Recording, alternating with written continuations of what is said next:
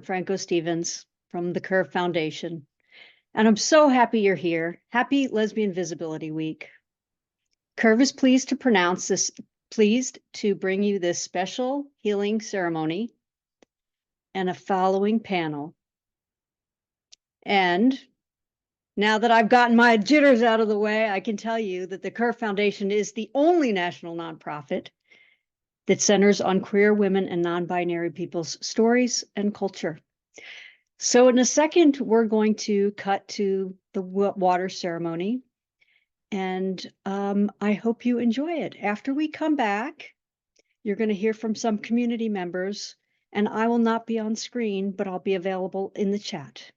So without further ado, I'm going to ask the Curve Foundation to pin the water ceremony and get it started. Thank you all and enjoy.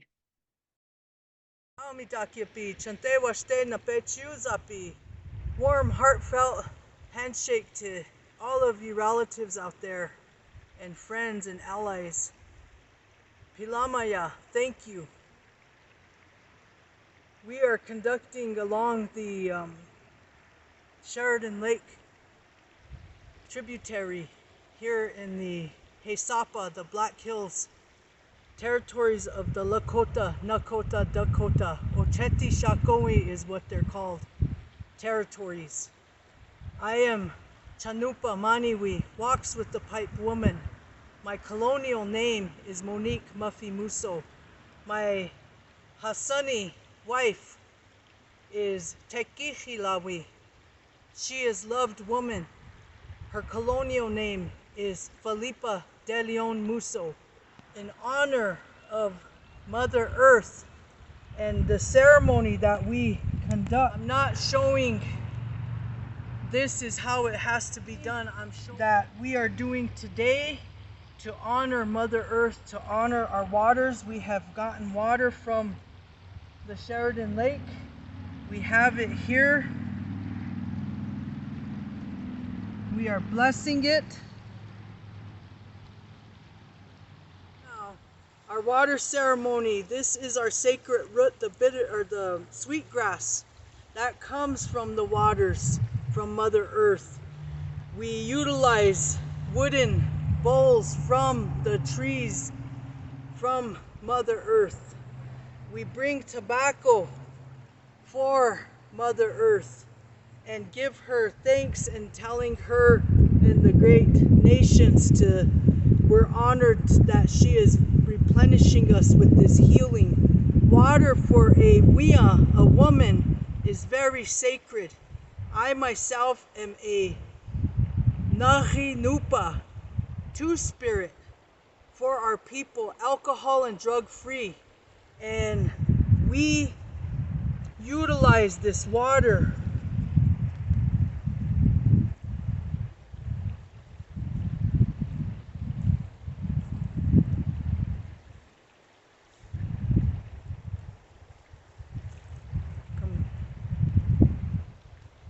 put your arm on.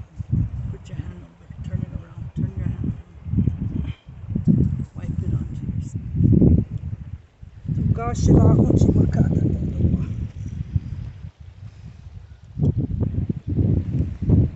We are looking to the west. We are looking to the north.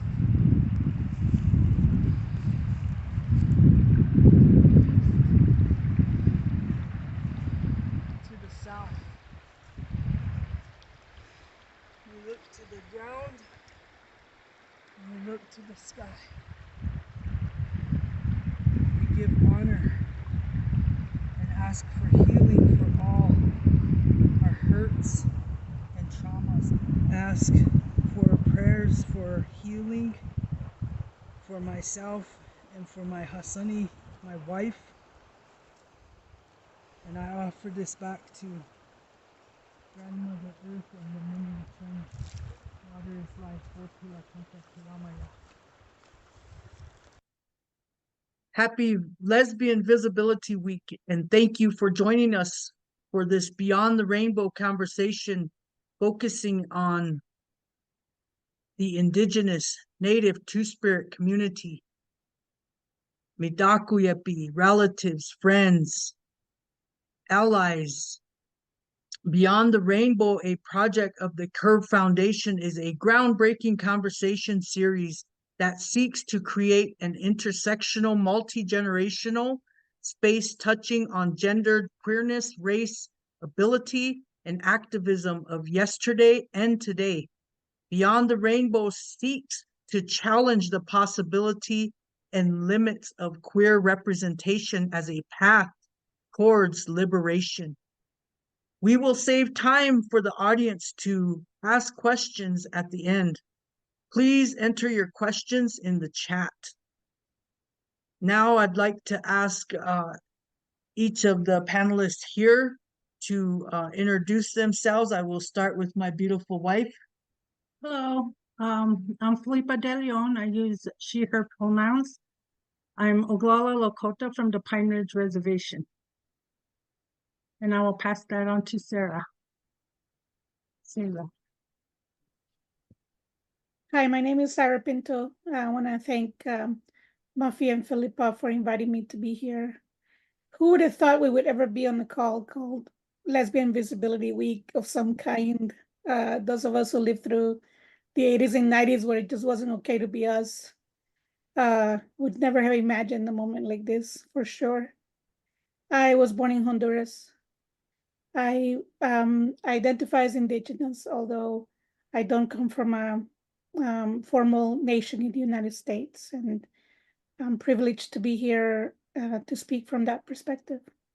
And sad to miss Unchi, Beverly Little Thunder, who is really a mother to all of us, truly. And I will introduce myself. I am Monique Muffy Musso, a co-founder with my lovely wife, Felipa De Leon. I'm of the Uniting Resilience organization based in the beautiful Black Hills of South Dakota, out of Rapid City, South Dakota. Our organization is called Uniting Resilience, Native Two-Spirit, Environmental, Protecting Mother Earth. Now, Felipa. Okay, so we're gonna start our little panel off, and I just have a few questions. So my first question is to you is, what does Two-Spirit mean to you? And Sarah, I will ask you that question first. Thank you. I had the privilege of having a mentor. His name was John Mohawk, and he was a statesman of the Haudenosaunee Confederacy. I was his TA for a while, and there would be lots of conversations in the office. And I remember in the 90s when the Two-Spirit terminology was communicated to all of us.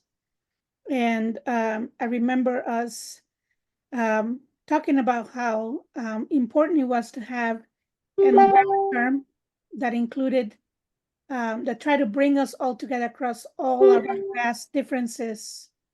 And at the same time, how clunky it was for the poets in us, that Two-Spirit can seem clunky. However, there's so much diversity of expression, both around gender and sexuality in the Indigenous world, that having one term that might be an umbrella was really helpful for us to begin to articulate a type of political presence that up until that point in the early 90s was not explicit. If we were going to be queer, we were going to be living in white queerness. And Two-Spirit gave us a way to not have to do that by definition. And so we are grateful to have the terminology and at the same time hold on to our differences and diversity. Thank you, Sarah and Muffy. I want to just start, in our cultural way. I want to say Chante Washte Napechiuzapi to each and every one of you, a warm, heartfelt handshake. Hemie Lakota from the Hisapa, from the Oglala Lakota people, the Teton Nation of the North. And We are very, very happy. I said my language, and I gave from my heart a warm, heartfelt handshake to each one of you on this, this Zoom tonight, and I thank you. It's like Sarah, my good friend Sarah said, is we know, I have been asked many, many times, what is Two Spirit? And I think, in this type of platform, and I've spoken a lot with Franco over, the last few months, and it's really been intense and awesome that this type of questions about what is Two Spirit and the separation, and like Sarah said, we all understand and respect, and we really give thanks to each and every one of you for knowing that, in this colonized structure of the United States Constitution, it was designed to have labels, and in our cultural world, we, as indigenous people from whatever tribe we are at, we view things in a circle. It's a circle, and then when I explain the United States, that mentality, the Constitution, they view things in a straight line, and it's the straight line is policies, procedures, restrictions, voids, and all these different type of you cannot do these things, and you can't say these things, and Code of Federal Regulations. So realize when we come in a different way, and a different mindset, and a different mentality of thinking as a root of actual Mother Earth. And we come with that mentality when we're born in that water to respect back and give back to what has given us life, which is the water, the air, the stars, the sky, the whole entire soil. And being Two Spirit is completely different from being what was created as lesbian, gay, bisexual, transgender, queer, intersexual, pansexual, however anybody else identified prior to the 1980s and 90s, when the elders, sobered up from that the colonized ways, which is addictions, and they realize that, we do have our culture, we do have our ways, and they started taking control of that. They started saying, we are different, and we do need to put a label on the indigenous native cultural people, because we do have those ceremonies and those prayers that were always within our people way back before creation. And so that's an important factor. And if you can understand that, when you put say a definition of a book, and you go to the dictionary and you look up the word book, and a book is a compilation of a lot of different things, but it's written, and there's all those things to a book. There could be millions of books. If you go to and make a definition for Two Spirit, it's encompassing cultural diversity and a distinct cultural and spiritual ways. And it's different through all different nations that are indigenous and native. And that's the definition of a Two Spirit. So maybe 15 to 20 years from now, somebody will come in and change the name of Two Spirit, but it's not representing, some people want to say, well, you can't say spirit, you can't say, but it's not. It's just a definition to separate. It's like a label that you gave to a book. It's like a label that you gave to a shelf. There's all the indigenous, all the native cultures and ceremonies that are different from the regular European LGBTQ. But we do, in the two-spirit form, we don't identify as any gender. In the two-spirit form, when you're born from a indigenous mother, we do talk about, making sure that we give everybody an equal way on this earth. Everybody has a purpose when you're born from an indigenous mother and the root. And so two-spirit, to me, that's what it's defined as. And if there's any other questions, we can have them later if you want to go ahead and talk on the two-spirit. Yeah, hi. Well, what two-spirit means to me is everything that my wife just mentioned, but it also means that it gives myself my own identity as being a native bisexual. I can go and be two-spirit around all the natives, and it's okay for me. I'm not afraid to go out and talk about how proud I am of being two-spirit and not being looked at different. We had a question that was two-spirit only means transgender, which that was a very that wasn't a accurate statement for that, because two-spirit encompasses all. And we have our allies that want to come and help with whatever events or activities that we have, and that's all good. I like that when our allies come out. We love our allies a lot. But being two-spirit is very spiritual and cultural for me. I've learned a lot about my culture when I decided to use the term two-spirit. Okay, and then is Hold the questions. one more question? Yeah. What's the next question? Oh, okay, so we just had our water ceremony and video. So I want to ask Muffy, what is the purpose and why do we need the water ceremony? What is the purpose of the water ceremony and what does it mean to you? Okay.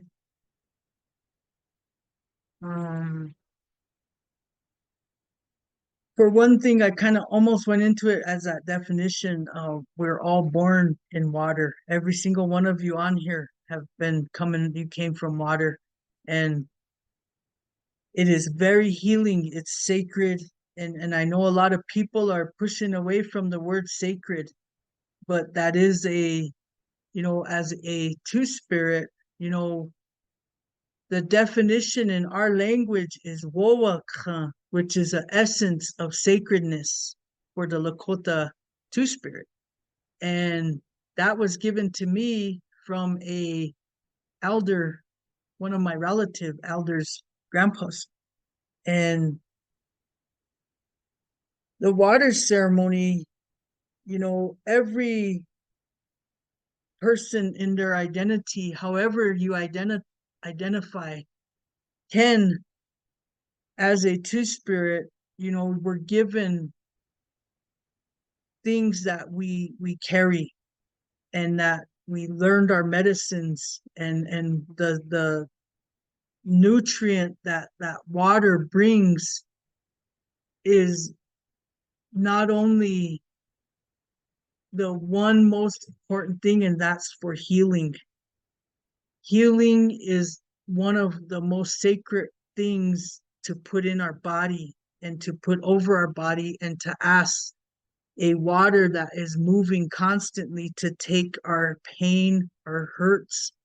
And it's always been said, because of the beginning of genocide, when those boats first hit the shores, was, we're all, as indigenous people here, because of that genocide that took place, we're all walking around hurt. And we must heal ourselves, and some have been given dreams, whether they're lesbian, gay, bisexual, transgender, non-binary, even non, like, cis people. And I'm having, I'm middle-aged, and I'm having hard time with the terms of all of the different identities, but people are given these dreams in the indigenous world, and you walk with those, and you carry them out. And the most sacred thing is water, and to take your pain, your most important pain, and put it into that water, and ask for forgiveness of yourself. And a lot of women, and I know this hasn't been said to a lot of groups in any way, but I'm sharing it with all of you tonight, and you can share this on. But women have not taken some water, and you could utilize it. I brought the little bowl, and ask forgiveness of yourself, and put it back into that water. And however medicines you have that you hold, I myself, as a Lakota, from our cultural way, we hold the woman sacredness is the sweetgrass. The sweetgrass is our woman power. And I'm not sharing any of this as I am a two-spirit, and I'm not sharing that to you like that. I'm sharing this to you as a female, as a woman, as somebody that, take your water out there to any moving water, or even just outside with some water from any rivers that are very important to you, and ask to forgive yourself, and let the water go. And that will bring you so much, that lifts a lot off. And I know a lot of women are going to be impacted by this, and I send you hope, because I know that a lot of us have not forgiven ourselves for going through what we go through. And it's important that this water connects us back to everything moving, and in the whole sacredness of our journeys. And go to a living water stream that's fast, and sit down and take the time to do that. And once you forgive yourself for going through whatever traumas you had to go through, and you made it, you're here. And then at that point, you can start going to address all the other things you need to start healing from, and taking it to these waters. And that's important for us as women, to uplift each other in that healing. And I want you to know that it's important to forgive yourselves for going through what you went through. You made it. And I want you to know you made it through that. And I will pour some water for you all at our water ceremony tomorrow. And that's how sacred it is for me. And as a female who identifies as Indigenous Native Lakota, I'm not saying I'm a healer or I'm a medicine woman. I'm saying I'm a strong Lakota woman. And so that's my interpretation of the healing process, and I hope it helps each one of you. And I'll pass it on to you, Sarah.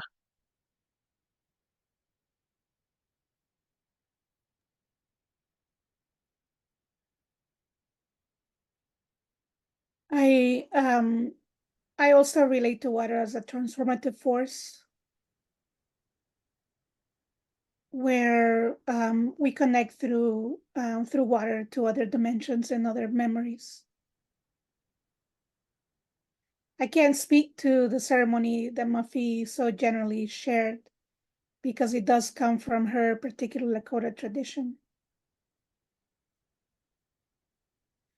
What I can say is that as somebody who has been involved in some ceremonies in the past that come from Lakota tradition, there is a very powerful healing energy that comes through that particular tradition that I find to be extremely moving.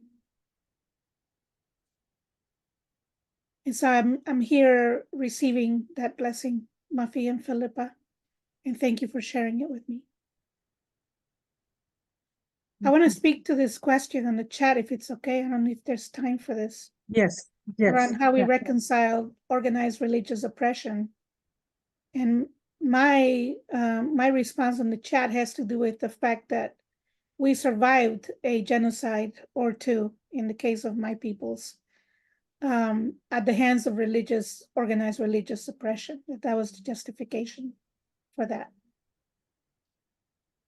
The landscape that was here before the arrival of Europeans here on these lands in the Western Hemisphere was a landscape of a deep diversity of gender expression and sexuality expression. So vast that we actually don't even know what we don't know. Because the genocide was so profound. The conservative estimate is 90% of our peoples were annihilated through that genocide. Some things were documented through ethnology and anthropologists, but we actually do not know the vast expanse of gender and sexual expression that was here before the arrival of Europeans. And even in the expression of a rebellion, where you call it queer rebellion or whatever, started in New York City and other places, right? Even that was deeply Christian. And those of us who were around before many of the winds of the GLBTQ, et cetera, movement, we know we had a very narrow path to walk in our queerness. And we lived through a time where there was a lot of racism. There's still a bit of racism in the GLBTQ, that movement, a lot of patriarchy, capitalism. And these are things that we wholeheartedly reject, that imbued and continue to imbue the way that queerness is expressed in the United States and other places that are of European descent. And so we continue to challenge, be rejected. In my case, I was both rejected and exoticized, but there wasn't necessarily a way to build actual solidarity. And so I'm excited by the turn towards an acceptance and a naming of our differences and a normalization of our ways of being that might be different from mainstream GLBTQ folks. That was not the case in the 90s. It's hardly the case in the first decade of the 2000s. It began to open up a little bit in the teens. And I'm hoping that we can get serious about it now, to really fully accept the wholeness of our expression across the land and across cultures. I'd like to, that's excellent. I really love you, Sarah. That's perfect. I'd like to answer some of that as well, but it's my how I reconcile all of the organized religious oppression as a two-spirit is, those of them that, I know Brian on here, I know Darla, I know Sarah, my wife. They know me to I'm very uncolonized. And I think I was that in the very beginning when I was, born. My grandpa and grandma really put that history in me, and the culture and the ways, and how I express and walk on this journey is when I talk to our youth. I tell them the sky is the limit. You can do everything and anything, you know, especially if you're alcohol and drug free, you know, because colonization really put an emphasis on getting rid of the only good Indian is a dead Indian. You know, a president stated that. And so, like I said, I ask our younger generations and our older generations to uplift our each and every one of us to uncolonize that mindset. You know, I'll never go without electricity or a car or indoor plumbing. You know, we all need that. When I say uncolonize that mentality, I ask them to think in a circle and not that straight line. You know, the restrictions and the rules that were placed on us because of that religious happening from our great grandmothers being torn away from their loving mothers and their tioshpaye, which is the clans, and taken to the boarding schools. And so remember that was a hard genocide, and we're really coming through that hurt, but we're also forgiving of going through that hurt and accepting that hurt. And to tell that to our younger generations, they're just stunned because they're like, what happened? And if you don't show them these documentaries about the boarding schools, they won't know what happened. And if you uncolonize the mindset of having to cut our hair, having to not speak our language, having to, I know that the generations just above me were restricted of teaching us. And I'm very grateful and thankful that my grandma and grandpa broke through that. My grandma made it through the boarding school. And I'm thankful Felipa's grandpa made it through the boarding school, or we wouldn't be here. And that's a very, very, you know, within the last 100 years, we're trying to uncolonize 600 years. So just understand when I'm asking our younger generation and all generations, even you, to, you know, take that colonization mentality away and free yourselves to, you know, if we see somebody saying, you know what, oh, look at those Indians over there, you know what, stop and say, hey, don't do that. We don't need to be like that. And you don't need us, you know, we need to get along. Stop them and correct them and just, you know, move on. And that's where the hate came from. And yeah, let's go to the next question. And well, I just want to touch base on that a little bit, if you don't mind. It just Yeah.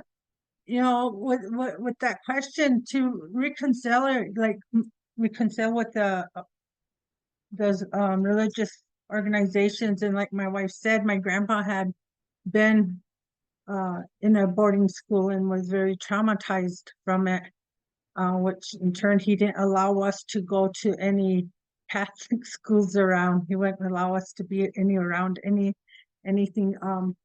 So to reconcile, I think that maybe if anybody who is not indigenous or who is not let me see, a person of color would go out and I don't know what to say,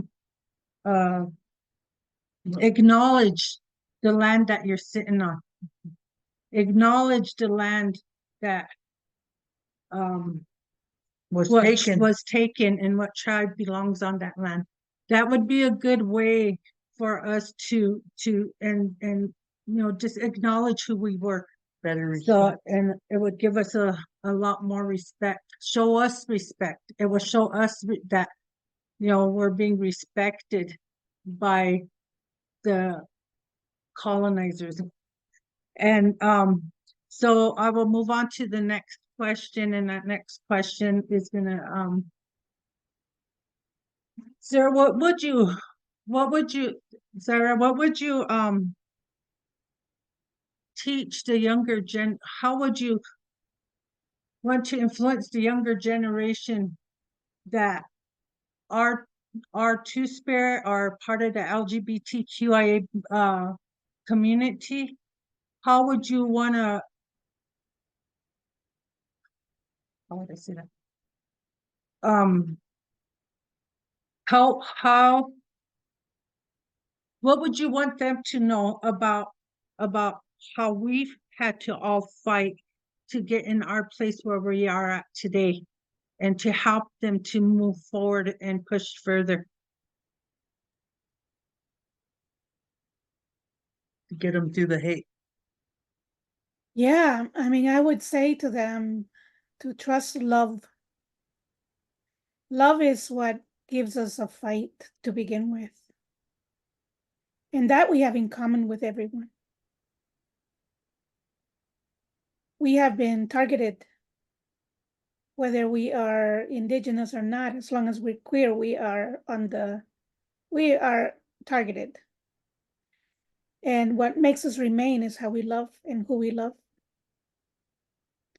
And I would say to also look at desire deeply, to deeply examine desire. Because it's not just about what you like.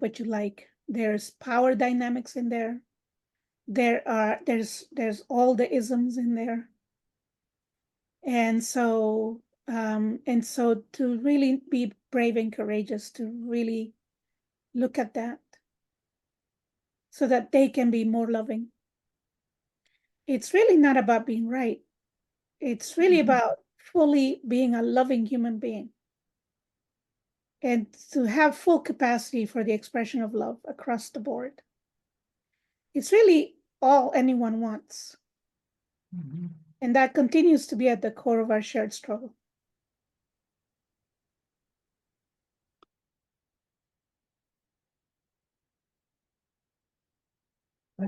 I'd like to say that, that question is awesome because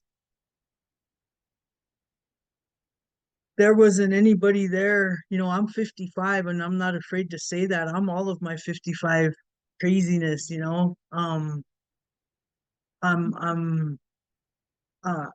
didn't have any role models.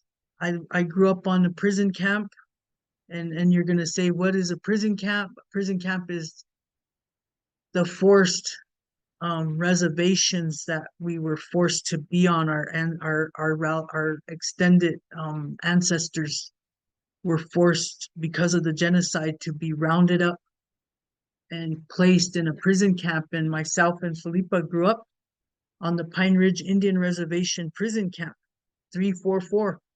And we all know that. We all know the struggle and the fight for those commodities. We all know what is happening down at this other community. There's no food, there's drug addiction, there's alcohol addiction, because everybody is depressed. My biggest thing when I do go back to my home territory, which is Porcupine, South Dakota, I tell them, I'm so proud of you. There's hope, and I want you to be proud of yourself. And I always ask them to just don't accept what people are telling you, that you're nothing. You are something. You were born, and we're so proud of you for being born. And there was nobody that as growing up on a prison camp, I didn't have anybody to look up to. I tell them, we're here for you. My wife and I are, not far away. Here's our card. We're putting a space together, which we have, through blood and tears. And I literally say that, blood and tears, and walking on gravel with our feet. It's been a struggle because of, I say gravel on our feet is the racism that we have to walk through, and it's very, very hard, but we're going through it, and they know that, and we don't want things to be as bad as it was for us. We want you to know that we're pushing that away, and we're trying to uplift them and uplift those children that are coming and seeing us. So we present ourselves everywhere we go in that good Lakota way of acknowledging each other in respect and letting them know that we're there and we are making a difference for them to come and be exactly who they want to be. And we're getting into the school systems, the healthcare system, the law enforcement. I myself am an ex-law enforcement, and we're trying to mesh all that. The insurances are, trying to come together.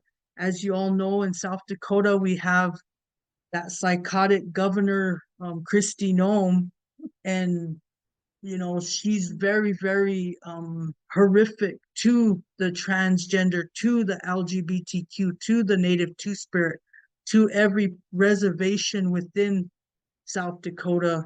It's so hard for these kids to see that and think that nobody's out there fighting. We try to jump up there and in a good way we say, you know what, we'd like to sit and talk with you, and we tell these children, it's okay.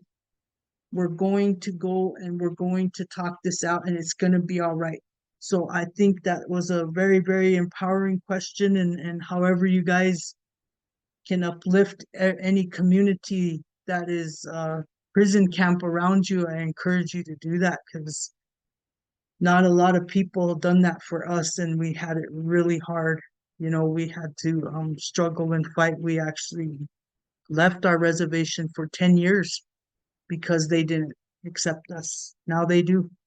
So I want to thank each one of you. So I think, are we getting on the time? Here's your. Before Do you you go want to on, go to and some because you questions? want, before you go on, Muffy and Felipa, because you wouldn't say this, but I'll say it because I think it's really important. There are, and I'm sad that Unchi's not here, Beverly. Beverly had to run and leave the reservation because of the homophobia she encountered in the 70s. And there's a book that she wrote called One Beat at a Time, and it's really worth a read, and supporting her effort, her ongoing effort to take a Sundance and create it for women, for queer women, right? And to reconstitute and demonstrate the right expression of gender and sexual diversity within the ceremony. It was probably for me, when I was there for the first time, it was probably for me the first time I really saw how glorious the expression of Lakota womanhood really is at Unchi's Sundance. And to go beyond that, from that place of Christian persecution, and respond to Christian persecution by bringing into existence a pathway into the full expression of woman and queerness and trans folks, pouring water, which is a radical and revolutionary thing to do. That's what Beverly Little Thunder is up to. And I think of you too, Uniting Resilience, bringing that opportunity to young people in South Dakota. And everything in me begins to reverberate. Like I'm shaking now just thinking about how you're making things right. And I want to thank you and Unchi for what you have done for all of us in creating those spaces. One of the best things that we have done, thank you, Sarah, is we try not to focus on the negativity at that moment. And it's hard. We don't want to tell that next generation that, oh, we went through this and we went through that. We tell them it's going to be okay, because we know on the flip side of that, we're sitting at the tables that we need to sit at, and we're the only two raisins in the milk carton sitting there, addressing these homophobic, women, degrading women issues, and just know that Two-Spirit take care of both feminine and masculine, and we are very, very fantastic. Every Two-Spirit person that I know throughout the entire nation and internationally are very good mediators, extremely good mediators at any conflict. And it's important that we have two-spirit. And when I say that, that's like lesbian, gay, bisexual, trans, intersex, queer, indigiqueer, however, but a two-spirit person is very good at taking care of the children, very good at making sure that the male and the female in the clan or the reservation or the community, they're getting along. That's something that is not ever talked about, and I'm kind of glad you brought that up too, because we do need to address a lot of those things. There's a lot more to address in that, and we just have this short time. Franco said there wasn't gonna be, we couldn't fill up the time, but we could go on for days. So if we want to get any more questions, is there any more questions? Says, how can they, for the allies, how can a ally be a better ally? Sarah? I think, sometimes allies think that they have enough information to make decisions, and it's really important for allies to defer to folks who are on the ground. And one of the things that I know that I used to get really annoyed by, just in terms of queer politics, was how people would defer to the national organizations or to these large groups, around what was important to our communities. And what that ended up doing is that people like me were invisibilized chronically through the entire 90s and 2000s, because nobody was advocating for us really at that level. And there was actually, because of racism, there was actual resistance to actually centering people of color. And most definitely women, most definitely lesbian, most definitely butches. So you kind of do the thing there, and next thing you know, we just don't exist. So I would say to you that groups like Kunsikea Tamakochi, which is Beverly Little Thunder's organization, and Uniting Resilience is really where it's at. And if you want to ally, raise money for them. Every penny is accounted for, and every penny makes a big difference to these grassroots organizations. Kunsikea Tamakochi is located in Camel's Hump Mountain in Vermont, in Huntington, Vermont. And here is United Resilience. So if there's anything you need to know about how to restore not only the Lakota way, but a way that brings back the prayers for the balancing of the world, these two organizations are precious organizations. They're precious organizations. They are here as a result of serious multi-decade struggle and hanging in there when there's been no support whatsoever. So I would say to you and encourage you to support them both, and to see and look around you, as people are beginning to organize everywhere across the country, who's doing what already, and put your effort behind it and allow them to lead you. I would say that's probably the most important thing to do. Okay, I want to answer that. And then there was a following question up on that too, Sarah, that I didn't read. It says how to best to approach Indigenous folks when coming from a colonized background. So with that second question, just come and say hi. Don't be scared. If you see a powwow and you're going to a powwow, join in.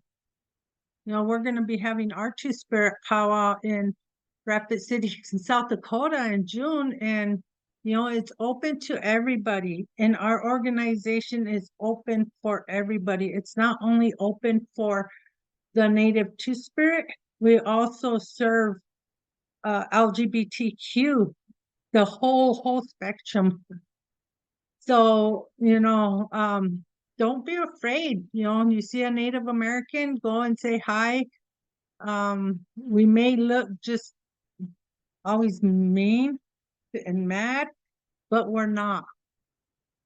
We're hurt we're and we're healing. yeah, we're hurt and healing, and we're not mean and we're not mad. We're just hurt and healing, and it's always nice when someone that's, you know, not native comes up and says, "Hey, how you doing?" or Are "Have you a good indigenous? day," or "Are you indigenous?" And yeah, you know, don't be afraid. We don't bite. We don't do anything. So just And for that other question that's up there real quick, I don't know how much time we have left, but unitingresilience.org, and you can go to our website and everything is on there. You know, we have been really trying to get along with everyone. You know, we help everyone.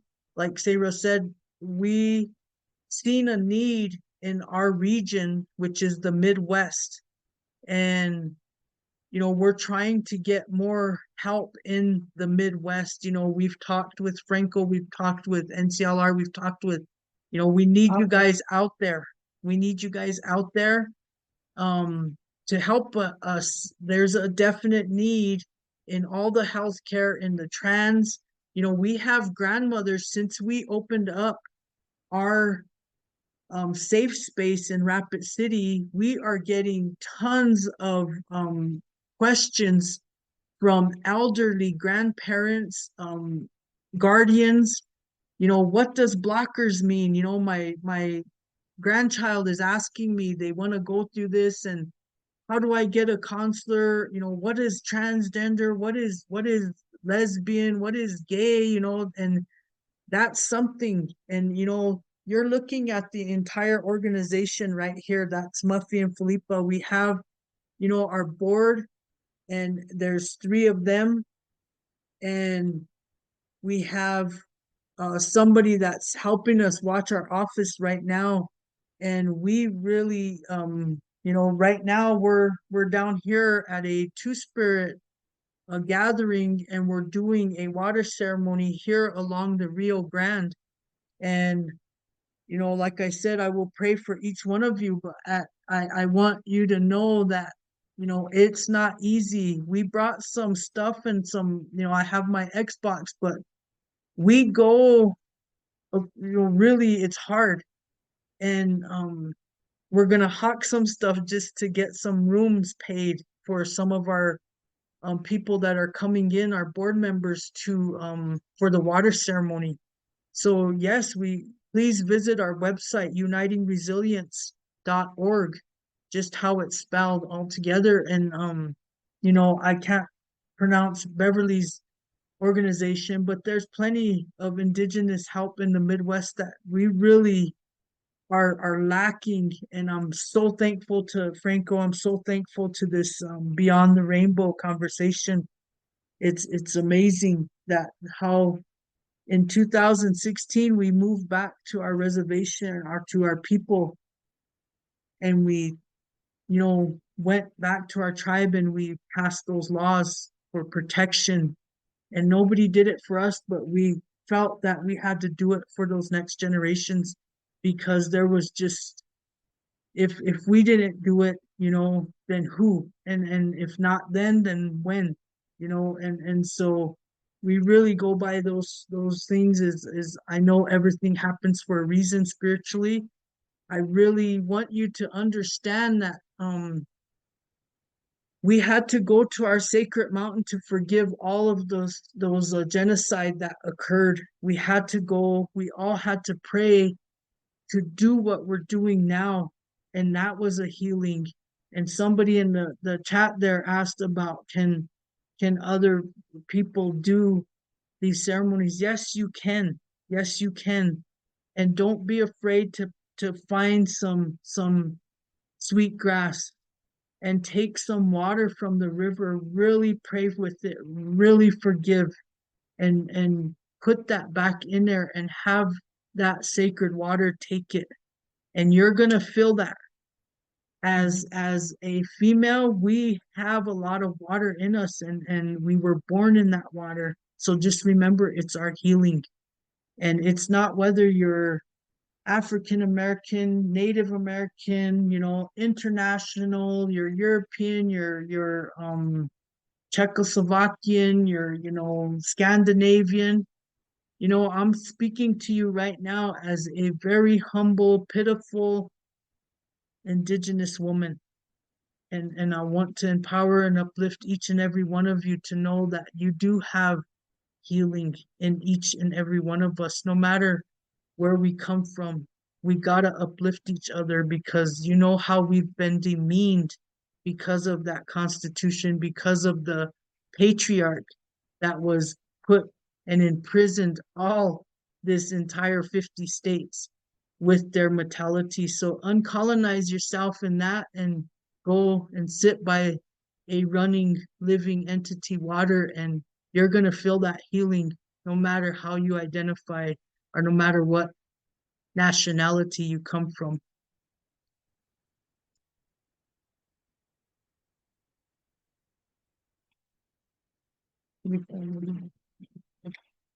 Okay, Yeah. okay. So what we'd like to do is we would like to thank all of you, each and every one of you, for being here and joining us on this Beyond the Rainbow conversation. Thank you all for your time today. Thank you for enlightening me on things that I didn't know and sharing that with the rest of us. I would like you, if you're, yes, I see you're popping your email addresses into the chat. Thank you. On behalf of the Kerr Foundation, I would like to leave you today with a warm thank you, and go out and do good in the world and have some of the discussions that might be harder for you to have. Have a great day. Bye. Pilamaya. Opila.